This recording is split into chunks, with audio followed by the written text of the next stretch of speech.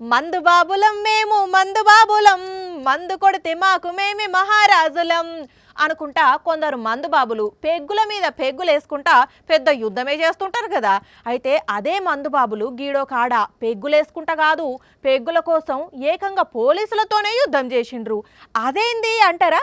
చూడుండ్రి మీకే తెలుస్తుంది. తీరొక్క మందు బాటిళ్లను బజార్లో పెట్టి వాటిని పలుకొడతామంటే మా మనసు ఎక్కడ ఆగుతుంది సార్?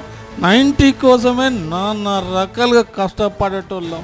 అటువంటిది ఇంత పెద్ద బాటిళ్లను పలుకొడతామంటే ఊకుంటామా సార్? ఎవరు చెప్పినా వినాం, ఎవరు ఆపినా ఆగం అనుకుంటా. ఇంగో ఇంతమంది పోలీసులు ఉన్న మన మందు బాబులు ఇంగో ఎవరికి దొరికిన సీసన్ వాళ్ళు ఎత్తుకపోయారు. అగా చూసారా, అందరు వచ్చి ఎగవాడుతోనే దూరం ఉన్న పోలీసులు కూడా ఎట్లా ఉరుకొచ్చి ఆపుతున్నారో. ఇంగో పాపం ఈ అన్న ఒక్క బాటిల్ కొంటపోతుంటే పోలీసు పట్టుకొని అస్సలు ఇడిచి పెడతలేడు. ఎంత బాధపడ్డాడో ఏమో.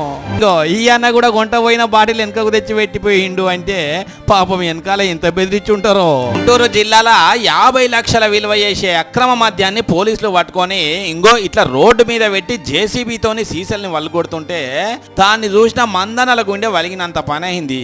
అందుకే ఇట్లా తెగించి బాటిల్ ఎత్తుకపోదామని చూసిర్రు. అయినా మందు విలువ రోజు తాగటోళ్ళకే తెలుస్తుంది అంటారు కదా, అందుకే వీళ్ళంతా ఆరాటపడి ఉంటారు కావచ్చు. అయినా పాపం పోలీసులు కూడా వీళ్ళ బాధ చూసి కొంచెమన్నా కనికరించలేదుల్లా. ఈ మందనల బాధ చూస్తుంటే మనకు కూడా బాధ అనిపిస్తున్నది కదా. అయినా ఏం చేస్తుంది, ఇట్లా ఓనియాన్ని విడిచిపెడితే అక్రమ మద్యాన్ని ప్రోత్సహించినట్టు కాదా. అందుకే పోలీసులు ఇట్లా వంట ఓనియలేదు.